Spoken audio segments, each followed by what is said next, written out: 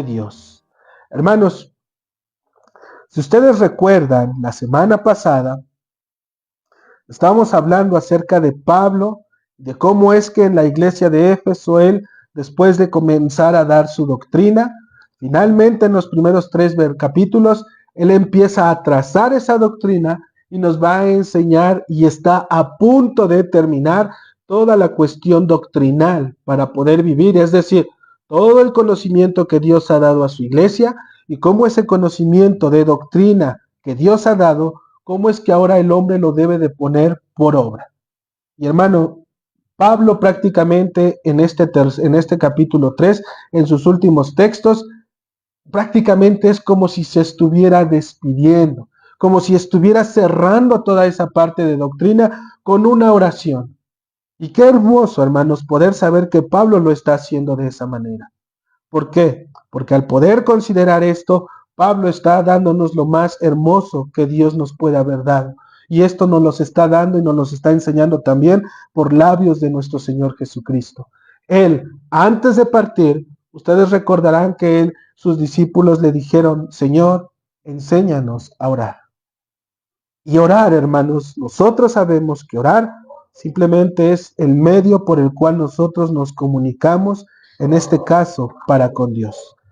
Entonces, hermanos, la semana pasada decíamos nuestra enseñanza fue y se llamó causas legítimas de la oración. Hoy vamos a ver la primera de esas causas legítimas por las cuales Pablo está intercediendo delante del Señor. Y el título de esta enseñanza, hermanos, es Fortalecidos en el hombre interior por su espíritu. Esa es una de las causas legítimas que nosotros debemos de considerar, por la cual Pablo oró por la iglesia de Éfeso y por la cual nosotros haríamos bien en poderlas tener dentro de nuestra iglesia para que seamos fortalecidos en el hombre interior por el Espíritu. ¿Sale? Son promesas de Dios y por lo tanto Dios nos permite poder tenerlas. Algo que como cristianos, hermanos, nosotros debemos de identificarnos sobre cualquier persona es el hábito constante de la oración. Es lo que a nosotros nos va a separar de una persona normal, de una persona no creyente o de una persona que dice creer de Dios, cuando realmente el cristiano ora. En la oración se descubre el alma del creyente, se descubre su corazón y presenta literalmente a Cristo, a Dios, como aquel en el cual puede estar intercediendo. Esto significa, hermanos, que por experiencia sabemos acercarnos al Dios y Padre de nuestro Señor Jesucristo. Nosotros lo sabemos. No nos acercamos ahora por lo que nosotros creemos, porque soy buena persona, porque he hecho las cosas correctas, porque ayudé a una u otra persona. No, ahora nos acercamos porque sabemos que sin Cristo no podríamos hacerlo. ¿Y cómo lo hacemos? Bajo los medios que Él mismo, es decir, Dios, nos ha determinado dentro de su propia palabra. Ya no lo hacemos porque nosotros queremos, dijimos, sino ahora por los medios que Él mismo lo ha determinado. Y esto es precisamente lo que decíamos que identifica a un cristiano de otras personas. Y eso nosotros decíamos es lo que los discípulos le dijeron al Señor cuando le dijeron, Señor, enséñanos ¿qué? A orar. Y hermanos, nosotros debemos de considerar que cuando ellos miraban a Cristo, de cierta manera estaban dudosos entre si sabían o no que era Dios mismo en este mundo.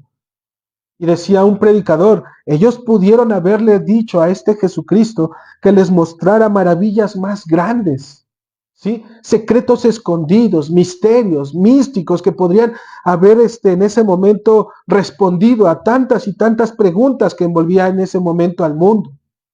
Pero los discípulos, por medio del Espíritu Santo y por medio de la obra de Dios, ellos solamente le pidieron y dijeron, Señor, enséñanos a orar. Y es lo único, hermanos, que nosotros también necesitamos para poder identificarnos, en este caso, con el Señor. Saber orar. Saber orar, hermanos, se dice simple, parece llano, parece una cosa tan fácil, tan sencilla, pero que realmente si no sometemos nuestros pensamientos, si no sometemos nuestras emociones, puede ser que estemos pisando las promesas de Dios, que estemos pisando las propias escrituras y estemos pidiendo cosas que van separadas de las promesas de Dios. Entonces, en este texto de Lucas 11:1, perdón, nosotros podemos tener tres cosas, hermanos, que es necesario poderlas recordar, solamente recordar, puesto que nuestro tema no es la oración en sí, sino las causas legítimas por las cuales orar. Una de estas primeras cosas es que la verdadera oración hacia el Padre primeramente se manifiesta mediante la instrucción. Es decir, que necesitamos ser enseñados para poder saber orar. Sí, tenemos al Espíritu. Nuestro hermano Alfred nos lo recordaba en la mañana. Tenemos al Espíritu y el Espíritu nos conduce, el Espíritu nos limita, el Espíritu nos dice por aquí, por acá, pero el prestar oído y ser susceptibles a la voz del Espíritu es donde nosotros vamos a tener que empezar a discernir si es del Señor esta decisión o no es del Señor. ¿Dios quiere realmente que vayamos por este camino o es mi corazón el que quiere ir por ese camino? Entonces, la primera cosa que nos hace ver nuestro Señor es que necesitamos ser instruidos en oración. Y la segunda de ellas, hermanos, es que si hemos de ser instruidos, entonces necesitamos ¿a qué? Alguien que ¿qué? Que nos instruya. Alguien que nos guíe, alguien que nos enseñe. Ellos ¿hacia dónde se dirigieron? A Cristo. ¿Y Cristo podría enseñarles a orar? Por supuesto que sí, era el maestro, era Dios mismo. Por lo tanto, necesitamos a alguien que nos enseñe a saber orar, a poder decir, hermano, hermana, ¿acaso mis oraciones estarán dentro de la voluntad del Señor? Hermano, ¿qué es lo que pides? Pues he pedido esto y aquello. Sí, pero en la Escritura, en este caso, lo que Dios ha prometido en su palabra, ¿en qué momento lo has estado pidiendo? Entonces necesitamos a alguien que nos instruya a saber orar en este deber santo.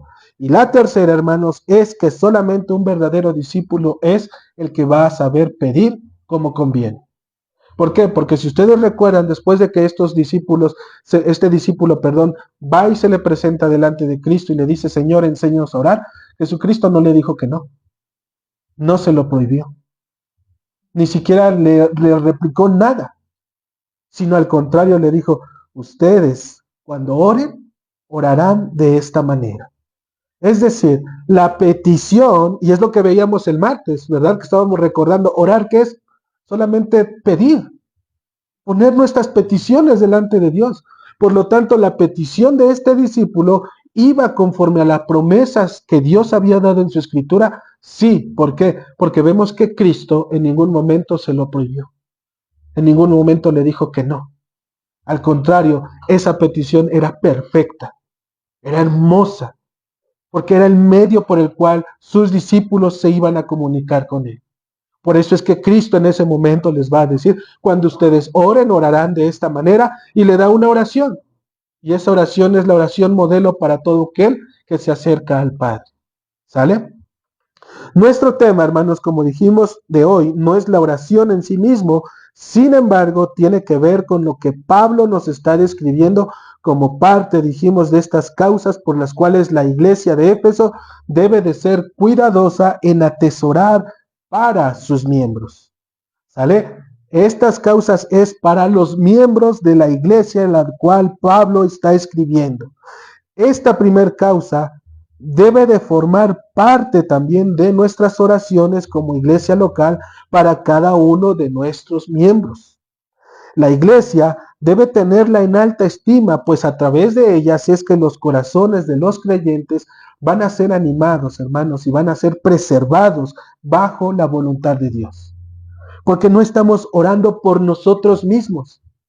Estamos orando, en este caso, porque la voluntad de Dios se manifieste en la vida de aquellos con los que estamos.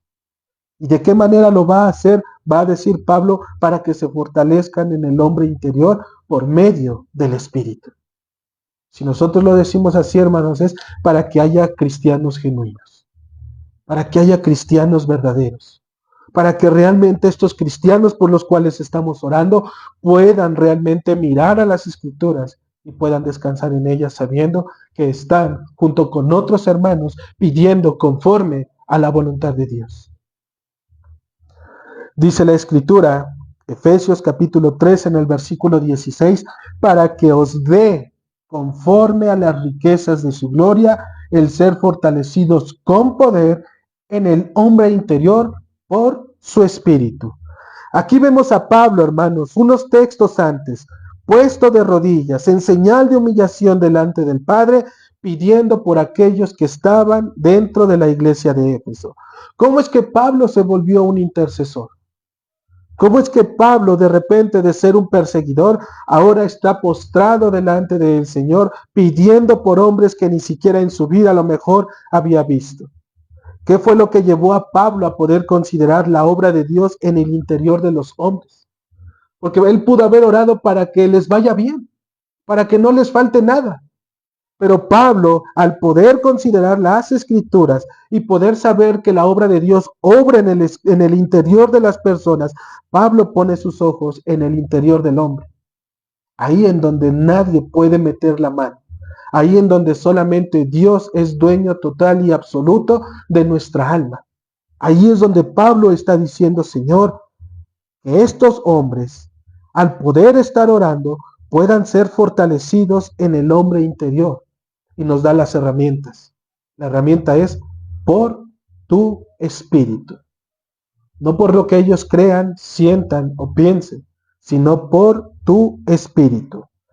Pudieron existir, hermanos, puede ser, pudieron existir falsas conversiones en Éfeso que Pablo al estar en la cárcel pudo haber escuchado y que tuvo que establecer principios para que los creyentes pudieran distinguirlos de unos y de otros.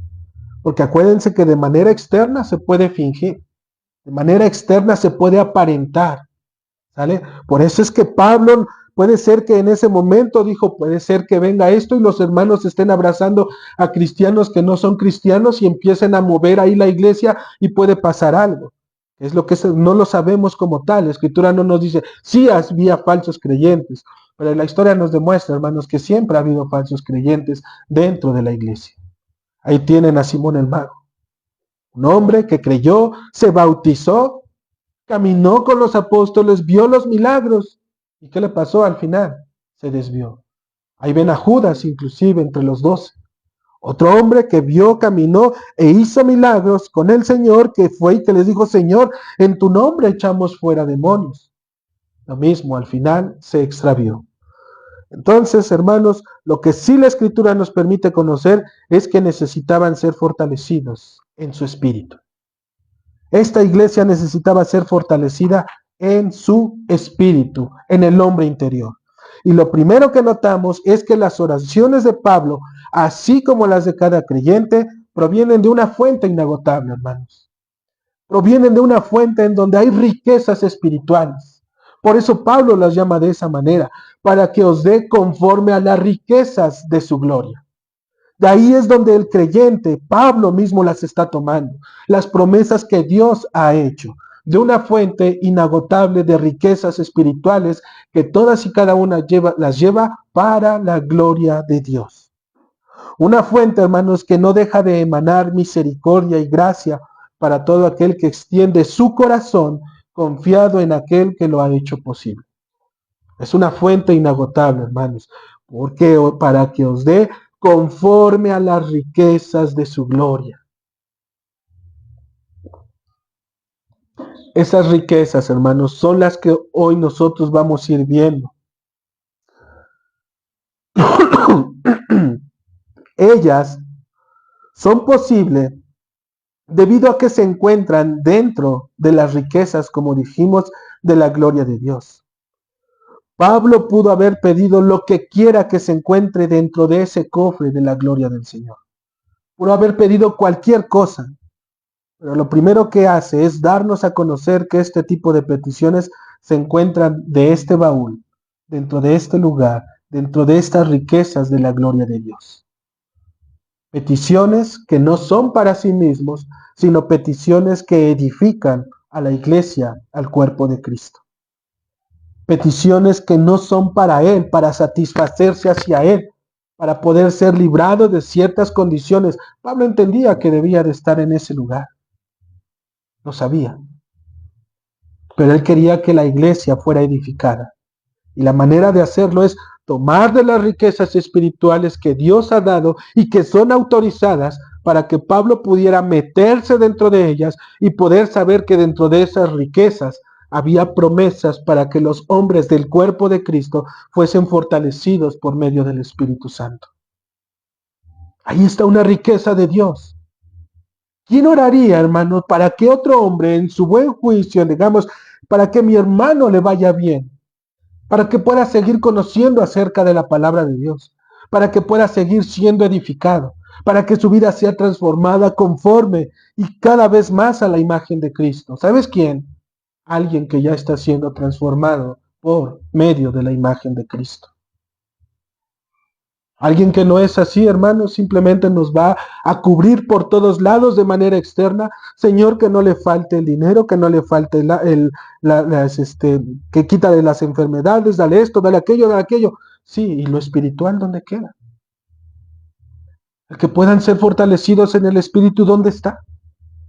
El que realmente ellos puedan ser conforme a la imagen de Cristo, ¿dónde quedó? Eso es mayor, hermanos, que cualquier riqueza en este mundo. El poder doblar nuestras rodillas ante cualquier adversidad y ante cualquier problema es mayor que tener las riquezas de este mundo y poder atenderlas. Porque si morimos, las riquezas se quedan y nuestra alma va al infierno. Pero el simple hecho de poder doblar nuestras rodillas y poder ir adelante de la presencia de Dios nos hace saber y pensar que nuestras riquezas no están en este mundo, están en el reino de Dios.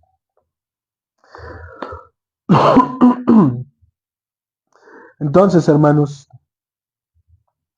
lo primero que dijimos es darnos a conocer este tipo de peticiones. Esta promesa ya la había dicho Pablo, no es la primera vez. Él ya la había dicho anteriormente y aquí lo está volviendo a mencionar.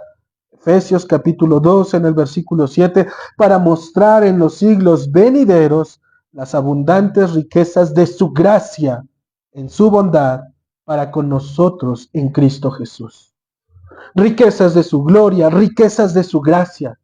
Son riquezas que le pertenecen a Dios y que están puestas para el beneficio de los creyentes, de aquellos que verdaderamente le han dado la espalda a este mundo y viven conforme a la voluntad de Dios, caminando y buscando en este caso el rostro de su Señor.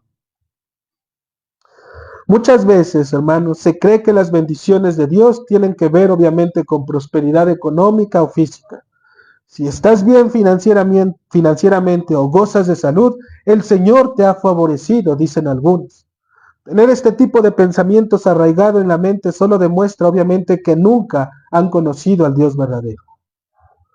Las bendiciones del Señor tienen que ver con la transformación del creyente, como dijimos, a la imagen de aquel Señor a quien le sirven de manera verdadera. Las bendiciones espirituales tienen que ver por medio de aquella transformación del creyente conforme a la imagen de aquel a quien le sirven, es decir, al Señor, a Cristo. Entre más te pareces a Cristo en su carácter, más eres bendecido. Entre más caminas y entre más aborreces el pecado, más te pareces a Cristo y mayor bendición hay en ti. Porque no solamente tú te estás beneficiando, sino que también en la transformación que Dios está dando a tu vida, hay otros que también se están beneficiando. Tu familia, tu esposa, tus hijos. Si tú eres un creyente, entiendes la preocupación de poder ser transformado. Y no solamente tú, sino que esa preocupación la bajas a tu familia. Esposa, hijos, debemos de dedicarnos más a las cosas del Señor.